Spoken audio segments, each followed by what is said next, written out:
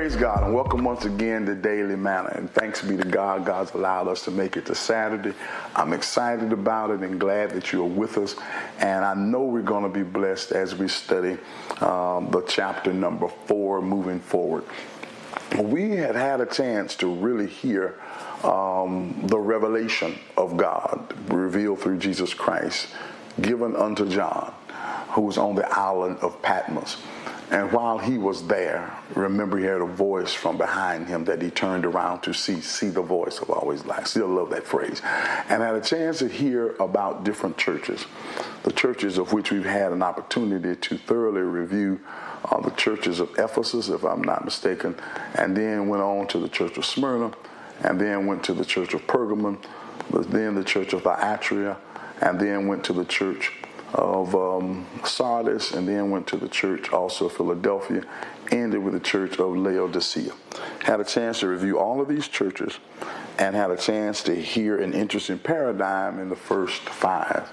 And those first 5 churches had everything to do with something that they were doing good, and then he shifted to that which was the offense or that which he had against them, the ought, and then gave a recommendation for how it could be fixed and asked them to do so. Got to the church of Philadelphia, if you remember, and everything about the church of Philadelphia was positive. That was a word of encouragement for them to continue to hold fast to where they were.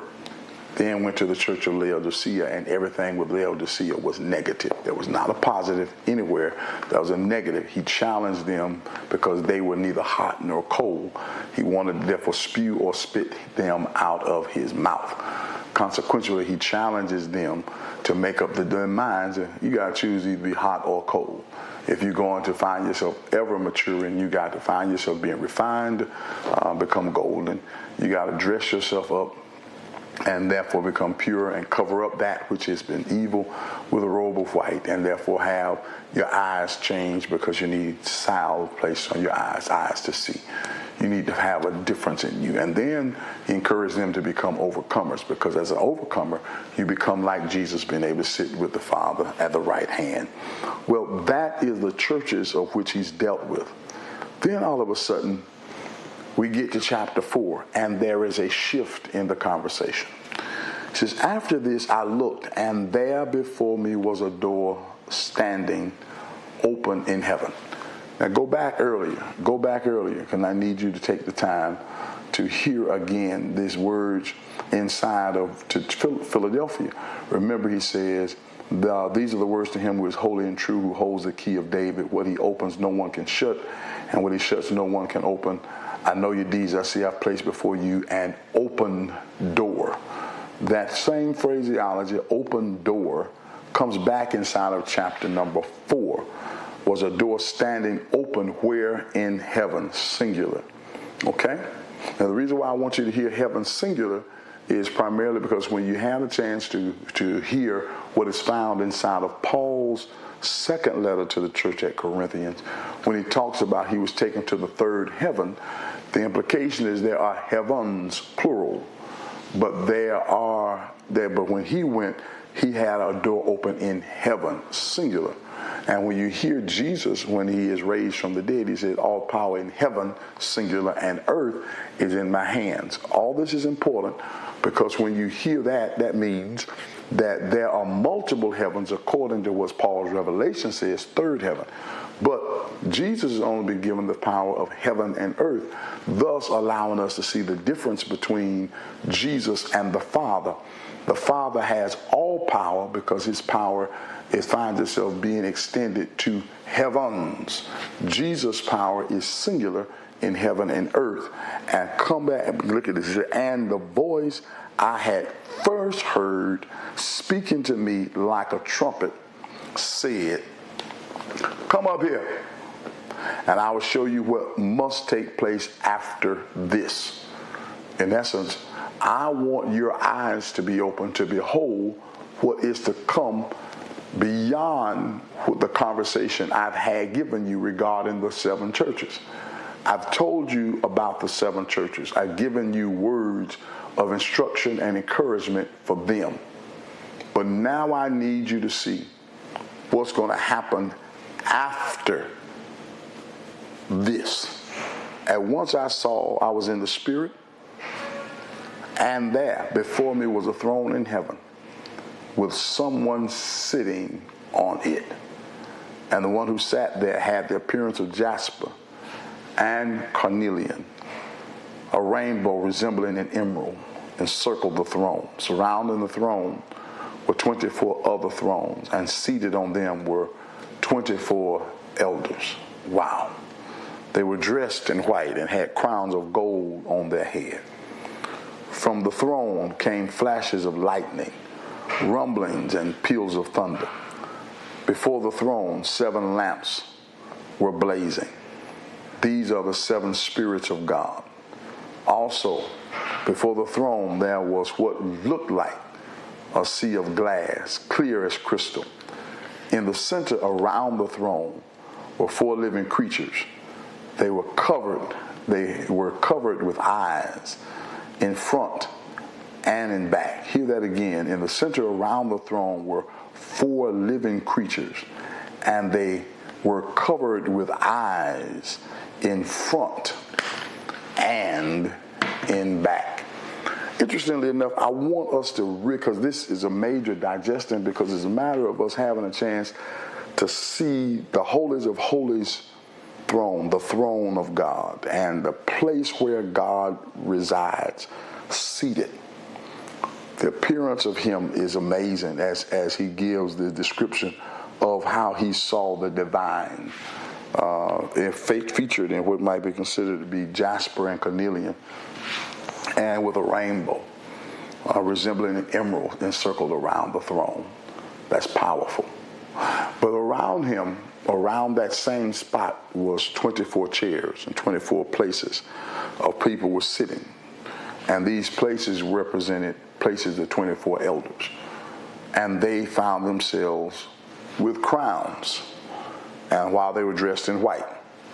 And from where they were, there were these flashing lights, blazing.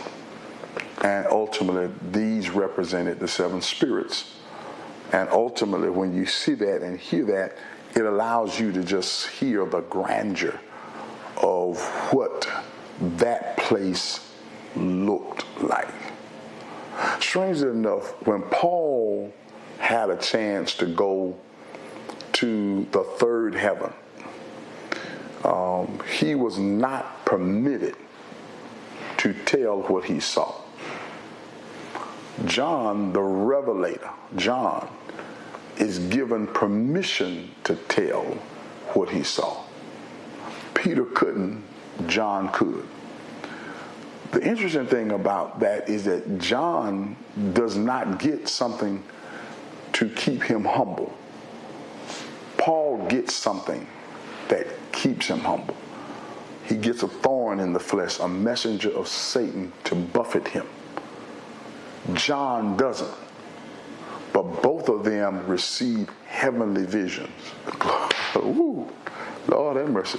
They both got heavenly visions. And the visions were about things that are and that are to come. And imagine you being able to see what heaven looked like, what the throne room of God looked like, and to hear that there were beasts that had eyes wrapped around their heads, eyes in front and back, in essence seeing everything, knowing everything, observing all things, which means that they were able to behold in every corner, every crevice, that which was going on, eyes around them, seeing all things. And that means when we find ourselves trying to do something in secret, hey, what we're being able to hear is that God knows. The eyes of the Lord are in every place. The eyes of the Lord are in every place. And these places in which this wonderful throne room was all in honor of God, and were all persons who were giving sacrifice, humility, and honor to God. And God was being glorified. El Shaddai, the great I am, being glorified in a great exalted place, high and being lifted up. train filling the temple. He is being glorified. He is being magnified. And yet this God, this amazing God that has persons who already worship him, who already honored him, considered it necessary to create humanity and to come amongst humanity to find out if humanity would love him and honor him based upon who God was and who God is in their lives without being forced to.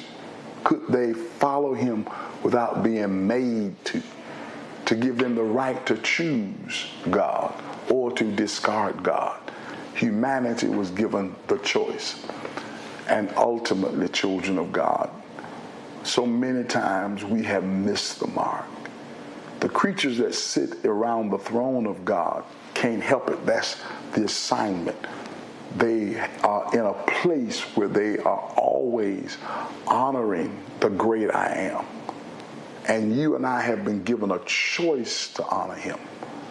They made to honor him, made to glorify him, made to see for him, made to allow him to behold. We have been given the opportunity to choose him.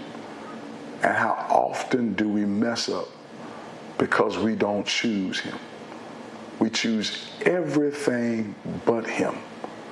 But I still love the song, I'd rather have Jesus more than anything.